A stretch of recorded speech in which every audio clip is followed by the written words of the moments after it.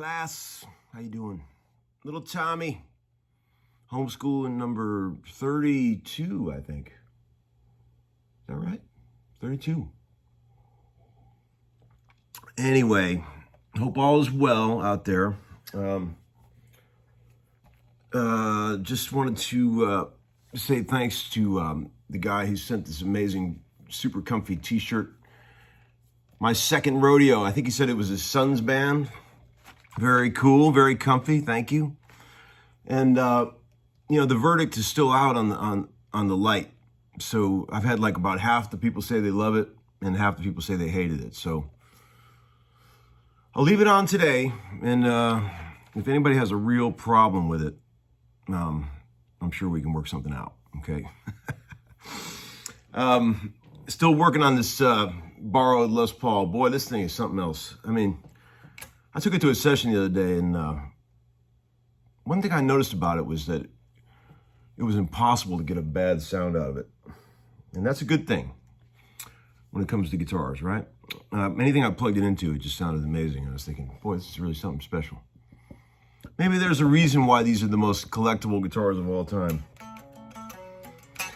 So I got some good stuff in the old viewer comment bin today. I had some pretty funny stuff, actually. This one guy, he cracked me up with this one. He said, "Hey, Tom, I love your show and never miss it. I'm English, and I love the way that, from an Englishman's point of view, you are pure American. Nashville couldn't be more American. T-shirts, Rolling Rock, football with hands, and yet you seem to love English music and comedy so much. It's like you're the love child of John Cleese and Dolly Parton." That's it, man. You got me figured out. That's pretty good stuff there, man. John Cleese and Dolly Parton. Good stuff. All right. One guy said, how is it playing out in the garage? Do your neighbors ever complain? Is it ever freezing cold or boiling hot in there? Where do you keep your cars? Well, the neighbors don't ever complain. I think my neighbors are super cool. They really like it. I think they seem to like it. You know, sometimes I'll leave the garage door open and play some atmospheric jams, and maybe it calms them down a little bit. There's one neighbor across the street. Brian is his name. Real sweet guy.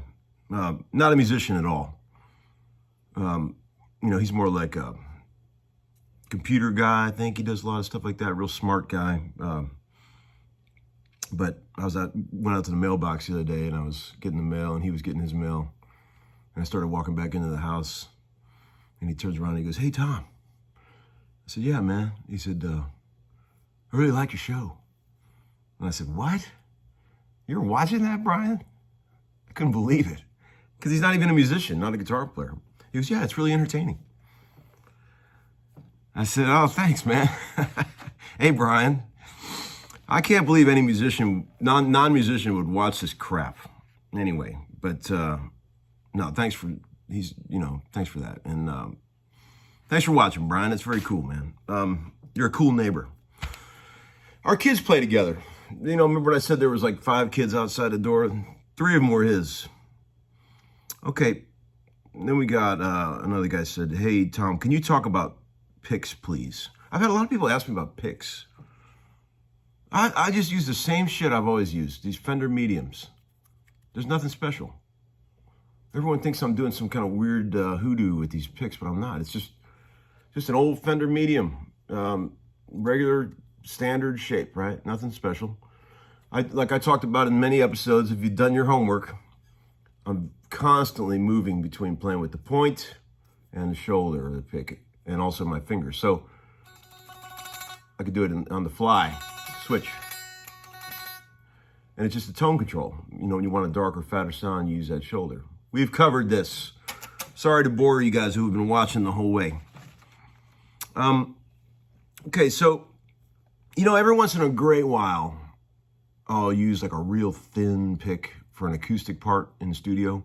If I want it to be real brushy and glistening, I could use like a super thin pick, but that's like an effect. And then every once in a while, I like to use those old, you know, those Hercos with those old Hercos with the ribs on them. I like to use those sometimes, and you can really use those serrated ribs to like bite into the strings to give you like a sound, you know. I like that sometimes. Joe Walsh does that too. He told me that. He's always done that. He uses those Hercos with that serrated edge to get that grind out of the notes when he plays it. But he told me not to tell anybody. Oh, come on, Joe. Lots of guys do that. All right, so let's see. What else we got? Oh, this is a great one. Hey, Tom. What you think about the Cowboy song by Thin Lizzy? I can't stop playing it. Is it high enough in musical nutrients, or should I stick to a healthier diet of Beatles and such? Also, do you only answer questions that start with, hey, Tom, or you just add that on to every question? That's from old Thurman Wan there, or my little 11-year-old shredding buddy. Man, Cowboy song by Thin Lizzy. All right, let's talk about that for a minute. It's fucking awesome, by the way. And yes, it's super high in musical nutrients, Thurman. I actually sent that song to my friend Joe Baldridge yesterday after I listened to it. He's an engineer friend of mine. And I said in the text, I said, this is what all electric guitar should sound like. And that song, Cowboy song by Thin Lizzy. Check it out. When I was a kid, I used to read Cream magazine. You guys remember Cream magazine? Rock and roll magazine. And I remember reading reviews for records in there. When the record would come out, they would try to describe the record, and they would say stuff like slashing guitars. You know, I always had that picture in my mind, slashing guitars. And when I picture slashing guitars, that fucking Thin Lizzy song, Cowboy song, has got it. The tone of those electrics, it's very similar to the tone like on Kiss records, like Joe said, like on Destroyer. That classic, no bullshit Marshall sound with not a lot of bass and a real focused mid-range and tight. You know, it's a great sound, a great solo. Don't laugh at me. The Ace Frehley's solo album that he did, which is the best of all the Kiss solo albums, in my humble opinion. There's a song on there called Rip It Out. You guys know that one? Holy hell. One of the coolest guitar solos ever. Did I already talk about that? I may have already talked about that. I'm starting to forget what I've already talked about, so sorry if I already mentioned that, but damn, is that good. The tone and the rock and roll spirit of that, plus that amazing drumming on that track by Anton Fig. So yeah, Thurman, I like the Cowboy song. Okay, and then, you know, some people ask me, I was going to mention this too. I got a few things to mention. This might be long today, sorry. I noticed Eric Johnson is doing some videos now, you know, quarantine, whatever videos. He's doing these little mini lessons. You should check those out. I love Eric. I stole tons of stuff from him, you know, over my course of my learning. He's actually a friend. You know, we're acquaintances. He's a good guy. I saw him at Groon's a while back, and we ran into each other. And he goes, "Hey Tom, do you like those Nobles, those old Nobles pedals, right?" I said, "Yeah, man, I love them. I've been using them for years." And he goes, "I don't have one of those." So hold on a minute. So I ran to the studio and got one for him. Gave him an old one, signed it. I put "Love Tommy B" on the side. He said he loves it. And then in the mail, of course, he sends one of his fuzz faces with the thing on the bottom that says, "From Eric to Tommy." What a sweet guy. He's a really good guy, and I love his playing. But anyway, what I was going to say is on these videos, he gets into a lot of that stuff. Like yesterday in the video, he played, I watched the second one, mini lesson 2, and he played some of that shit that I like to play, like those open voicings I'm always talking about, you know, stolen from piano players. You know, it's all over my videos, right? But he did this one. Pretty cool, right? Let's see what we got in there. Let's look at the chord recipe. We got a 6, a 9, and another 6.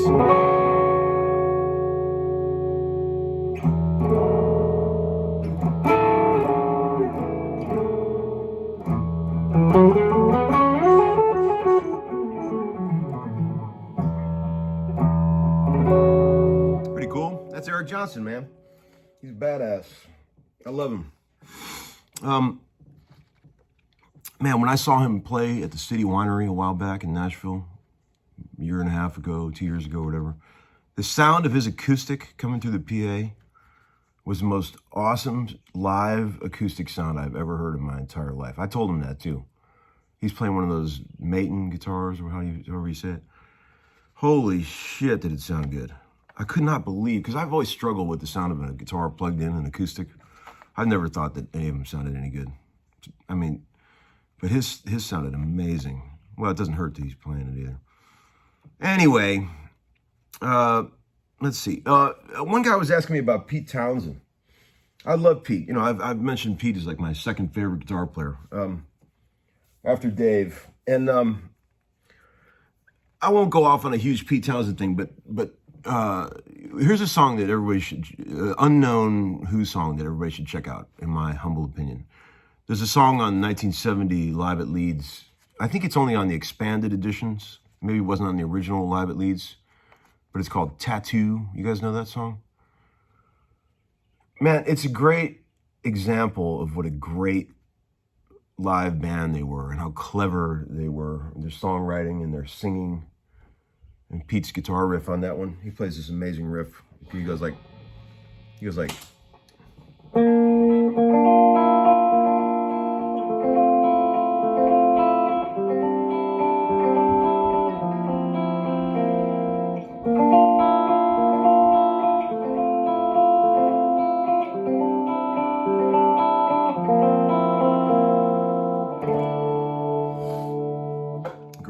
great song.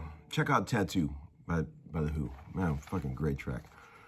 Okay, one last thing. The guy said, he was saying, wait a minute. This guy said, he was asking basically about, I won't read the whole question, but he was basically saying, how do they cast people for sessions in Nashville? Like, right? How do they, you know, do they pick the guy for the kind of music that they play, or what? You know, and I think that any good producer, right? A lot of these producer guys around here, they're very keen on casting. It's like picking guys for a movie, like actors for a movie. Like, if they got a project, who would be great on drums for this, you know? And they think about all the drummers they've worked with and whose style would really fit this music, right? And I think good casting is a hallmark of a good producer. Guys who notice when certain players are really good at certain things, and they cast them for that, right? See, also too, there's the personality factor. See, like, you can't have too many guys like me on a session.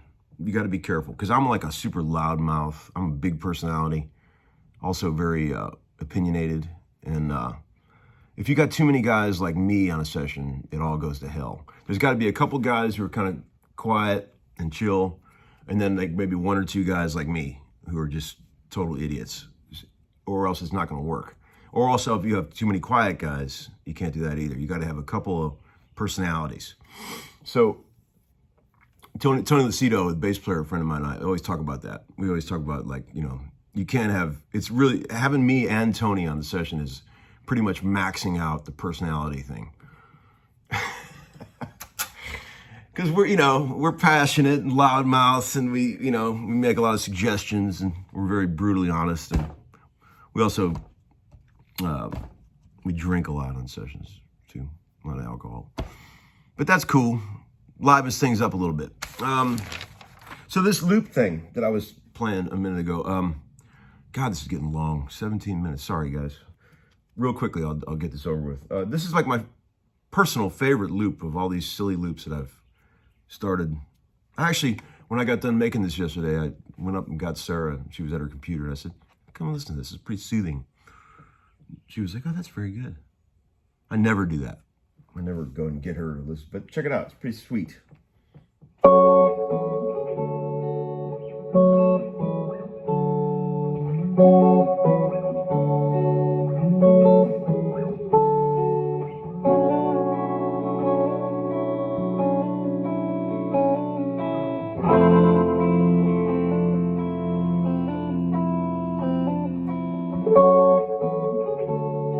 That's like 3 parts, you know. It's just here's the main bit of it. It's like a. All right, let's see.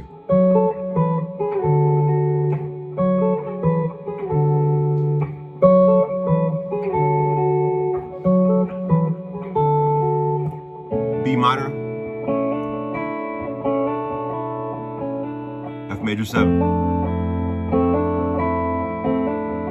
and then F minor, F sharp minor, E, D.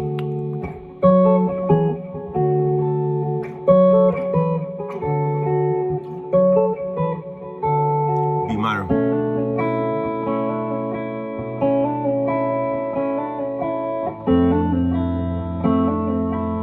All right. So there you go. Okay, guys. Sorry to eat up your whole morning here. Okay, take care. See you tomorrow or something. Bye.